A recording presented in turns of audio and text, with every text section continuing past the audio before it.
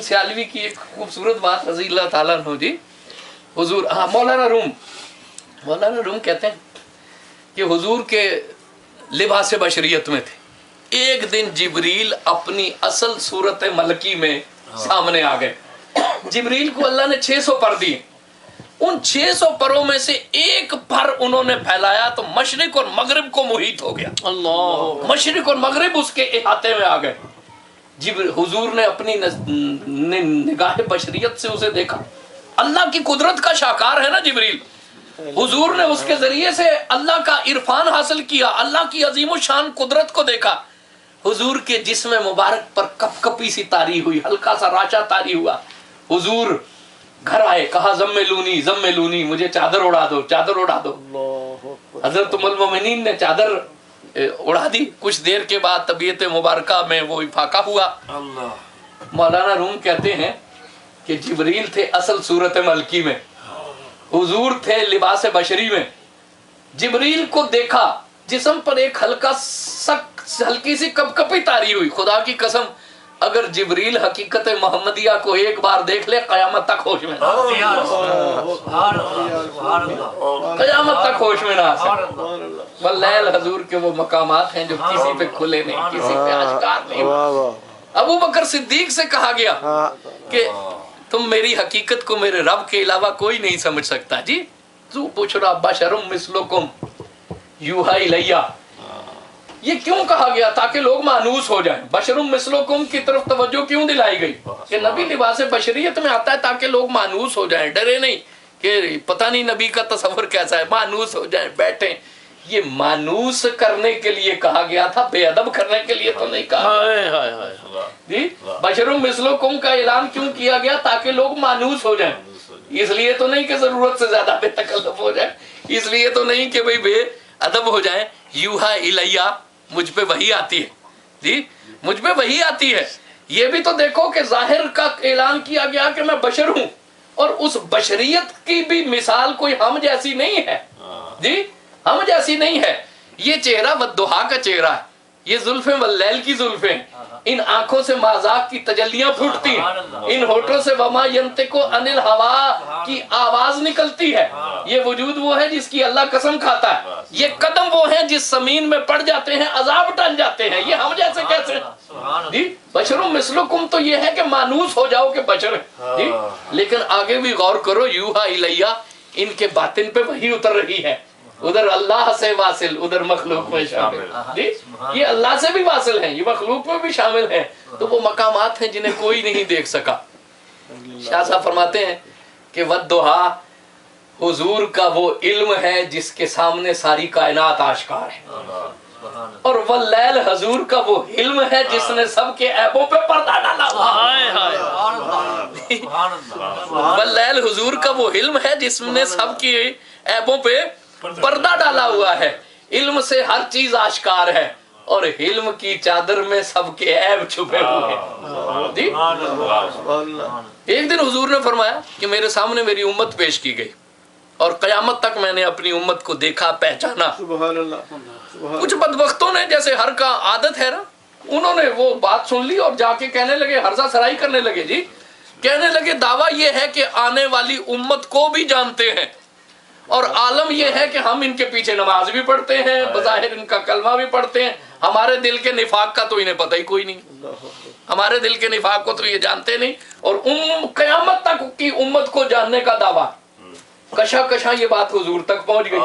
हुजूर ने फरमाया मिंबर रास्ता करो और सबको बुलाओ। जी हो अल्लाह माफ करे। उस दिन हुजूर एक आलम जलाल में खड़े हुए, आलम जलाल में खड़े हुए। जी और लोगों से कहा सलूनी अम्मा तुम जो पूछना चाहो वो मुझसे पूछो, जो पूछना चाहो वो मुझसे पूछो।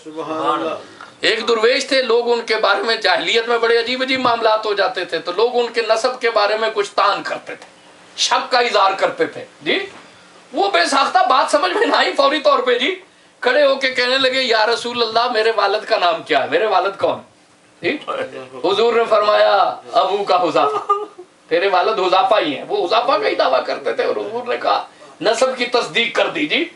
وہ خوش ہو گئے کہ حضور نے آج میرے پہ سے ساری ملامتیں دور کر دی, سارے تانے دور کر دیے جی. بعد میں وہ اپنے گھر, یہ خبر ان کے گھر پہنچ گئی. ان کی والدہ نے کہا یہ عالم جلال تھا جی, تو نے یہ کیا غضب کیا, تجھ سے یہ کیا غلطی سرزد ہو گئی. اگر خدا نہ خواستہ میں کسی لغزش کا شکار ہو گئی ہوتی تو آج تو سرے ہزار پانڈا پونٹ جاتا جی. یہ تو نے کیا کیا جی. ایک اور بدبخت کھڑا ہوا, ابھی وہ جی شک ہے کہ کہنے لگا کہ میرا ٹھکانہ کیا ہے. حضور نے فرمایا جہنم ہے. میرا ٹھکانہ کیا؟ حضور نے فرمایا جہنم جی. حضرت عمر حضور کے قدموں میں گر گئے اور کہنے لگے کہ ہم اللہ کو رب مانتے ہیں, آپ ہمارے نبی ہیں, اسلام ہمارا دین ہے, یا رسول اللہ معاف فرما دیجیے جی. کیوں؟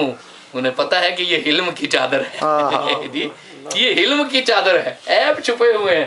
او میاں یہ فتویٰ لگانے کا مقام ہے جی, یا وہ اللہ کی شان ستاری کے مظہر ہیں, وہ اللہ کی شان غفاری کے مظہر ہیں. ان کی آنکھوں کے سامنے کون سی چیز ہے جو آشکار نہیں جی, کون سی چیز ہے جو ان کی آنکھوں کے سامنے آشکار نہیں ہے. ان کے علم کی چادر نے ہمارے عیبوں کو ڈھانپا جی, ہمارے عیبوں کو ڈھانپا ہوا. ہر شخص اپنے آپ کو جانتا ہے کہ کون ہے, کیا ہے. یہ حضور کا علم ہے جس نے ہر چیز کو جو ہے وہ اپنے پردے میں چھپایا ہوا ہے. ما ودعک ربک وما قلی, اے وہ کہ جس کا چہرہ والضحیٰ کا چہرہ ہے, اے وہ کہ جس کی زلفیں واللیل کی زلفیں ہیں. آپ کا رب آپ کو چھوڑ دے گا جی, آپ کا رب آپ کو چھوڑ دے گا. نہ اس نے چھوڑا ہے نہ وہ ناراض ہوا ہے.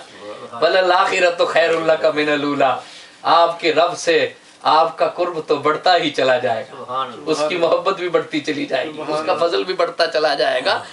وَلَلْآخِرَةُ خَيْرٌ لَكَ مِنَ الْأُولَىٰ وَلَسَوْفَ يُعْطِيكَ رَبُّكَ فَتَرْضَىٰ, ان قریب آپ کا رب آپ کو اتنا دے گا آپ راضی ہو جائیں جی. امام محمد باقر کی بات سنا کے بات سمیٹ دیتے ہیں.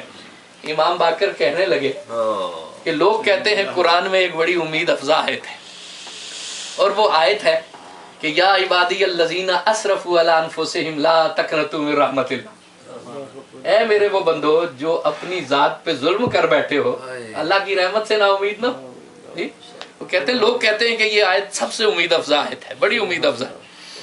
ہم اہل بیت رسول کہتے ہیں کہ اس سے بھی امید افزا ایک آیت ہے, اور وہ ہے وَلَسَوْفَ يُعْطِيكَ رَبُّكَ فَتَرْضَىٰ, ان قریب آپ کا رب آپ کو اتنا دے گا آپ راضی ہو جائیں گے. کیوں؟ وہ معاملہ چھوڑا گیا ہے بندوں کے صرف پہ. بندوں کا کیا ہے؟ اللہ نے تو رحمت کی نوید سنا دی نا, اللہ نے تو کہا کہ میری رحمت سے نا امید نہ ہو, لیکن بندوں کا کیا ہے؟ وہ پھر بھی نا امید ہو جائے. لوگ خودکشی کر لیتے ہیں نا امیدی کی انتہا ہے, خود بھی مر جاتے ہیں, دوسروں کو بھی بعض اوقات مار لیتے ہیں. رحمت کا مجدہ ہے, تسلی ہے, لیکن بندوں کے ظرف کا بھی تو معاملہ ہے نا. بعض اوقات وہ اس چیز کو نہیں سمجھتے, ساری خوشخبری کے باوجود بھی نا امید ہو جاتے ہیں, انتہائی قدم اٹھا لیتے ہیں. لیکن یہ وَلَسَوْفَ يُعْطِيكَ رَبُّكَ فَتَرْضَىٰ, یہ معاملہ ہے اللہ کے محبوب کے ظرف کا. یہ معاملہ چھوڑا گیا ہے اللہ کے محبوب کے ظرف پہ, حضور کی طلب پر یہ معاملہ چھوڑا گیا ہے. امام باقر کہتے ہیں مجھے امید ہے, مجھے یقین ہے, حضور جب تک ساری امت کو بخشوا نہیں لیں گے اپنے راضی ہونے کا اعلان ہی نہیں. کیونکہ یہ معاملہ چھوڑا گیا ہے حضور کے ظرف پر, یہ معاملہ چھوڑا گیا ہے حضور کے کرم پر, یہ معاملہ چھوڑا گیا ہے حضور کی شفقت میں, اور حضور کی امت پر شفقت وہ ہے. امام باقر کہتے ہیں مجھے یقین ہے جب تک سب کی سفارش نہیں کر لیں گے حضور اپنے راضی ہونے کا اعلان ہی نہیں کریں گے. وَالضُّحَىٰ وَاللَّيْلِ إِذَا سَجَىٰ مَا وَدَّعَكَ رَبُّكَ وَمَا قَلَىٰ وَلَلْآخِرَةُ خَيْرٌ لَكَ مِنَ الْأُولَىٰ وَلَسَوْفَ يُعْطِيكَ رَبُّكَ فَتَرْضَىٰ. صدق اللہ.